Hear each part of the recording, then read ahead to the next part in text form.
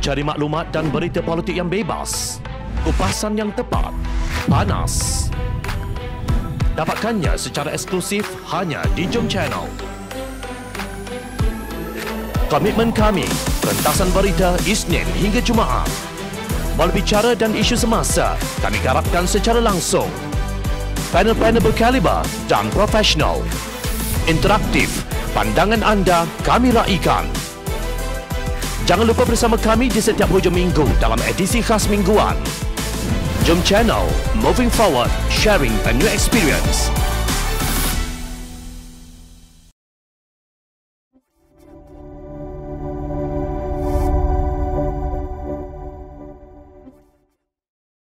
Saya pun lihat sidang media siapa nama ni, Najib Razak dan peguamnya pada tengah hari semalam. Baik. Dan memang jelas antara ungkapan awal dia adalah I'm very disappointed. Saya teramat kecewa berkaitan dengan bahagian penghakiman yang mengatakan it's not in the national interest but it's a national embarrassment. Yang ia bukan dalam kepentingan negara tapi malu besar kepada negara. So dia melafazkan ketidakpuasan hati dia berkaitan kandungan penghakimannya Arif Abdul Karim bagi pihak Mahkamah Rayuan. Pertama sekali, memang ungkapan tersebut wujud dalam penghakiman. Ada, bukan tiada. Memang yang Arif Hakim telah menyatakan setelah melihat segala perkara, dia kata apa sekalipun jelas ianya bukan in the national interest. In fact, it is a national embarrassment. Baik. Dari segi perundangan, hakim berhak untuk membuat kenyataan yang perlu berkaitan dengan perkara-perkara yang berbangkit dalam kes itu. Baik. Ini bukan serangan peribadi kepada Najib oleh hakim ataupun oleh Mahkamah Rayuan. Ini adalah rumusan daripada apa yang ditampilkan di mahkamah. Dalam bahasa mudahnya, apa yang sebenarnya berlaku antara pembelaan Najib Razak di Mahkamah Tinggi dan di Mahkamah Rayuan adalah segala urusan penubuhan SRC, cara urus tadbir SRC, pengambilan dana SRC dan perniagaan SRC, semuanya adalah kepentingan negara, urusan negara. Itu yang pihak pembelaan bangkitkan. Baik. So dalam menilai keterangan, mahkamah telah menilai keterangan dan telah mendapati sekejap cara macam mana SRC ditubuhkan cukup pelik. Baik. Ada seorang pemegang saham dan seorang lagi Najib yang duduk di situ sebagai Perdana Menteri dan Menteri Keuangan. Baik, tak tepi. Lepas itu dia cek cara bagaimana syarikat itu diuruskan.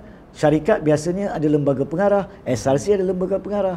Syarikat biasanya urusan dikendalikan oleh lembaga pengarah, tapi dalam SRC lembaga pengarah tidak mengambil apa-apa langkah keputusan selagi minit tidak ditandatangani oleh pemegang saham. Pemegang saham tiada mempunyai kuasa mengatasi lembaga pengarah dalam syarikat biasa. Lepas tu cara pinjaman dibuat 4 bilion dari KUAP terlampau tergesa-gesa tanpa mengikut proses yang disahkan oleh pegawai-pegawai Kementerian Keuangan.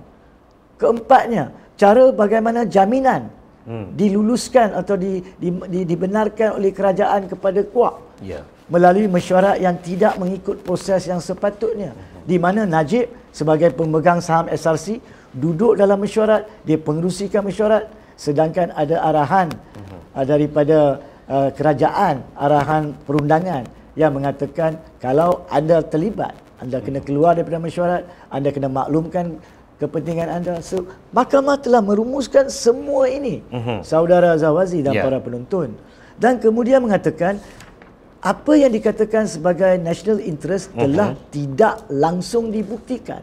Walhal dengan cara macam mana SRC dikendalikan dengan dana rakyat, it is a national embarrassment.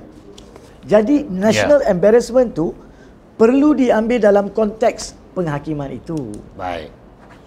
Bukannya Mahkamah Rayuan mengatakan Najib Razak is a national embarrassment. Tidak. Sebab itulah bagi saya kalau boleh para penonton sila ambil salinan alasan penghakiman. Kerana yang Arif Hakim telah pun bersusah payah menulis 317 muka surat, kemudian diringkaskan 54 muka surat. Paling kurang pun ambil yang ringkasan. Baca. Dalam tu akan nampak kenapa dikatakan national embarrassment. Jadi secara rumusannya, bagi saya dari segi perundangannya, tidak ada salah. Dan saya telah pun memasuki isu-isu dalam alasan penghakiman tadi.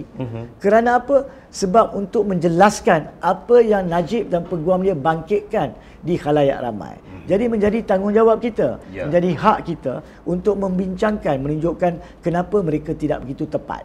Di manakah asas untuk hakim berkata sedemikian. Jadi at the end of the day, sama ada Mahkamah Persekutuan akan kemudian nanti bersetuju cadangan Najib bahawa SRC itu adalah untuk kepentingan negara atau tidak, itu untuk Mahkamah Persekutuan tentukan. Tapi selagi setakat mana keputusan Mahkamah Rayuan, tidak ada apa-apa salah dalam pandangan perundangan saya untuk Mahkamah Rayuan mengatakan it was a national embarrassment.